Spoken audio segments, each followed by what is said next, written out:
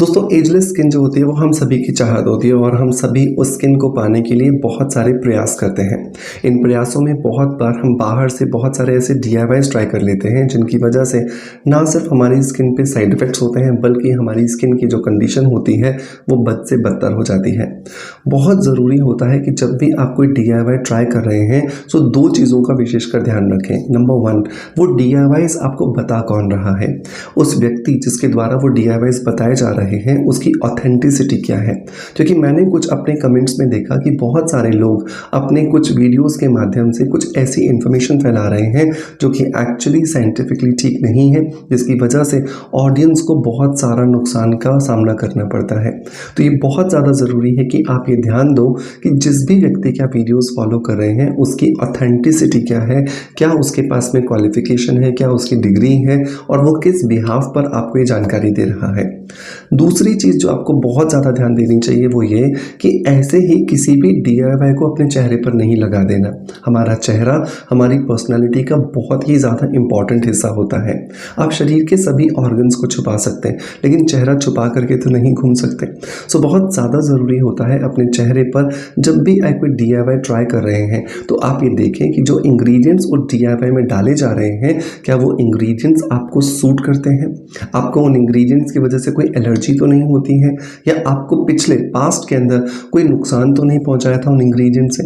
ये दो चीज़ें आपको देखना बहुत ज़रूरी होती हैं क्योंकि बहुत सारे कमेंट्स हमारे पास ऐसे आए कि सर हमने ये यूज़ किया था, हमने ऐसा किया था और हमारी स्किन पे ये हो गया। तो इस तरह की चीज़ें कहीं ना कहीं पर आपको फ़ायदे की जगह पर नुकसान पहुंचा रही हैं। सो मेक श्योर इन दोनों चीज़ों का आप ध्यान रखें। दोस्तों इसी खूबसूरत से मैसेज के साथ शुरू करते हैं आज के वीडियो को, जहां पर हम बात करने वाले हैं किस तरीके से हम नींबू के छिलकों का इस्तेमाल करेंगे अपनी स्किन को एजलेस बनाने के लिए। दोस्तों हम सब जानते हैं कि जो नींबू है उसके अंदर बहुत सारी मात्रा में विटामिन सी होता है। ये विटामिन सी ना सिर्फ हमारी स्किन से दाग धब्बों को हटाता है बल्कि हमारी स्किन की जो इलास्टिसिटी एज के साथ साथ कम होने लगती है या ख़त्म हो जाती है उसको वापस से रीगेन करने में हमारी मदद करता है। बहुत इंपॉर्टेंट बात यह है कि मैं कभी भी नींबू के जूस को स्किन के लगाने पर प्रमोट नहीं करता हूं क्योंकि नींबू के जूस के अंदर बहुत सारा एसिटिक एसिड होता है। ये एसिटिक एसिड आपकी स्किन के pH को डिस्टर्ब कर देता है, आपकी स्किन को डिहाइड्रेटेड कर देता है और आपकी स्किन में समय से पहले बुढ़ापा दिखाई देना शुरू हो जाता है। तो इस DIY के अंदर भी हम नींबू के रस का इस्तेमाल नहीं करने वाले हैं, हम नींबू के छिलके का इस्तेमाल करेंगे जिसे हमें कद्दूकस करके ऊपर वाली जो स्किन होती है ना वो निकाल करके इस्तेमाल करना है। इसके अलावा बाकी भी 3 इंग्रेडिएंट्स यहाँ पे इस्तेमाल होंगे जो अपने आप में प्रूवन है हमारी स्किन को हाइड्रेशन देने के लिए, हमारी स्किन को नरिशमेंट देने के लिए और साथ ही साथ हमारी स्किन के ऊपर जो हमें एंटी एजिंग प्रॉपर्टीज चाहिए वो सब देने के लिए। तो अगर आपको लगता है कि आपकी एज 35 के आसपास हो गई है, आपकी स्किन में जो रिंकल्स हैं, जो फाइन लाइंस हैं, जो ओपन पोर्स हैं वो जगह बनाना शुरू कर रहे हैं और आपकी स्किन में पहले के कंपैरिजन में अब एजिंग की विजिबिलिटी बढ़ गई है तो डेफिनेटली ये वीडियो आपको ज़रूर ट्राई करना चाहिए। इस DIY को रोज़ आपको करना पड़ेगा तभी जा कर के ये आपको अच्छे रिजल्ट्स देगा। सो देर नहीं करते और शुरू करते हैं आज के वीडियो को। दोस्तों जैसे जैसे हमारी एज बढ़ती है हमारे चेहरे पर, हमारे शरीर पर जहाँ जहाँ पर भी हम देखेंगे वहाँ पर ढीलापन आने लगता है और ढीलेपन आने का कारण ये होता है क्योंकि चाहे हमारी मसल्स हो चाहे हमारी स्किन हो, इन दोनों के अंदर की जो इलास्टिसिटी होती है वो ख़त्म होने लगती है। इलास्टिसिटी का ख़त्म होना आप ऐसे समझ सकते हो कि आपने कोई प्लास्टिक का बैग लिया है, उसमें ज़रूरत से ज़्यादा या उसकी कैपेसिटी से ज़्यादा आपने सामान डाल दिया है तो कैसे उसके जो हैंडल्स होते हैं वो स्ट्रेच होकर के लटकने शुरू हो जाते हैं। बिल्कुल ऐसा ही होता है हमारी स्किन के साथ में भी या हमारी मसल्स के साथ में भी। तो यहाँ पर हमें 2 चीज़ों का ध्यान रखना है। नंबर 1, एक तो हमें अपनी स्किन की कैपेसिटी से ज़्यादा वहाँ पर डेड सेल्स जमा नहीं होने देने हैं।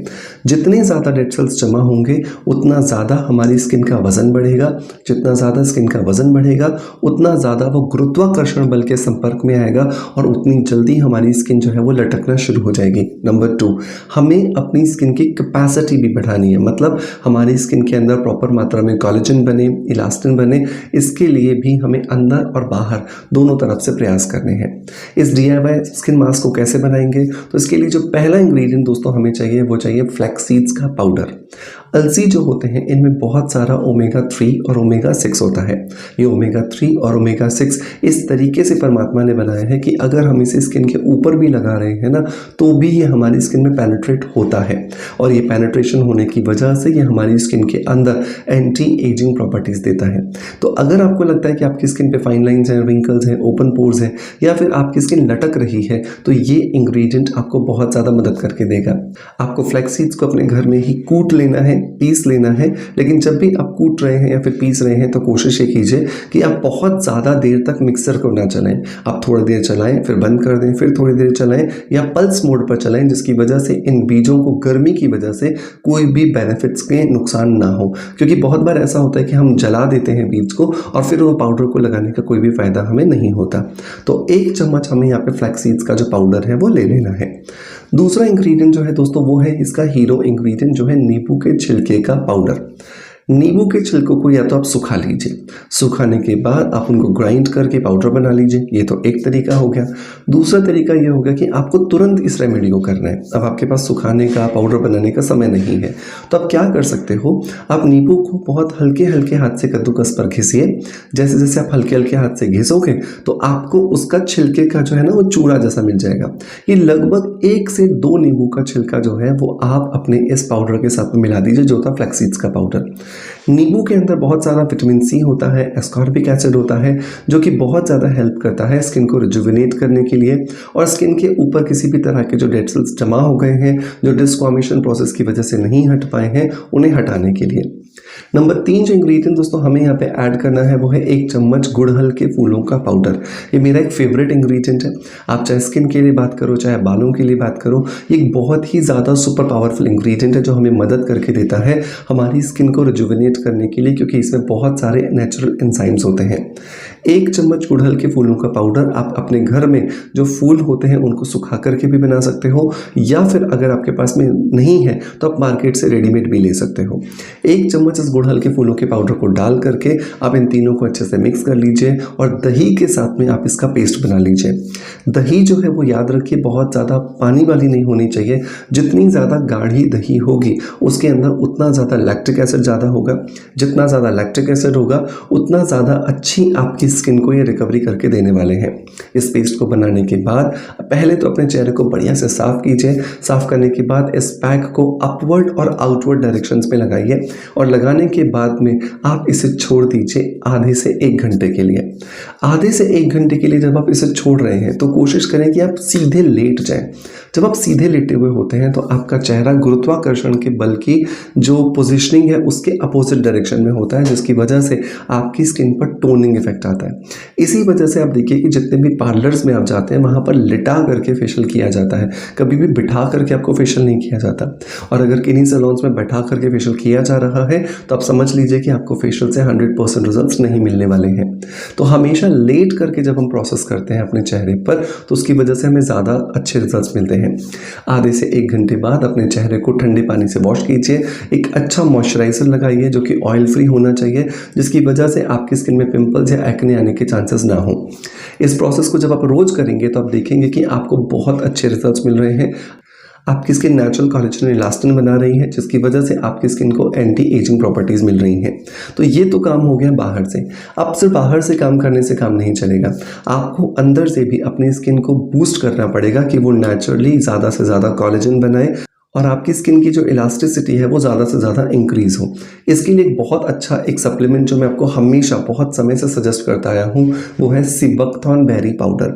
सीबकथॉर्न बेरी पाउडर जो है वो एक ऐसा सप्लीमेंट है जो कि प्राकृतिक है 100%। जैसे किशमिश होती है या फिर छुआरा होता है, बिल्कुल वैसे ही सीबकथॉर्न बेरी जो है वो एक हिमालय क्षेत्रों में हो या फिर बर्फ़ वाली जगहों पर होने वाली एक बेरी है, जिसे सुखा करके इसे ग्राइंड करके हमें पाउडर बना करके दिया जाता है।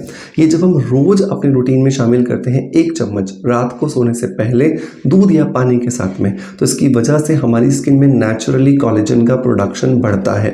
जितना ज़्यादा हमारी स्किन में कोलेजन का प्रोडक्शन बढ़ेगा उतना ज़्यादा हमारी स्किन एजिंग प्रोसेस में जाने के बाद भी एजलेस नज़र आएगी और हमारी स्किन में जो हम यूथफुल अपीयरेंस देना चाहते हैं वो हमें नज़र आएगा। लेकिन क्योंकि एक नेचुरल प्रोडक्ट है, इसे रिजल्ट्स दिखाने के लिए समय लगता है। कम से कम 8 से 10 महीने आप इसे लगातार दीजिए बहुत अच्छे रिजल्ट्स आपको मिलेंगे, ये मैं आपको सोशल मीडिया पे ऑन रिकॉर्ड प्रॉमिस कर रहा हूँ। मेक श्योर ये दोनों रेमेडीज़ आप ट्राई कीजिएगा, आपको बहुत अच्छे रिजल्ट्स मिलेंगे।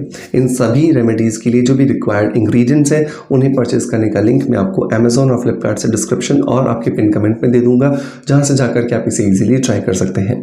दोस्तों, मैं उम्मीद करता हूं कि जैसा प्यार आप मुझे हमेशा देते आए हैं बिल्कुल वैसे ही देते रहेंगे। इसी आशा के साथ आपसे अलविदा लेता आपका knowledge friend doctor Manoj. Thank you so much. Bye bye. Love you all.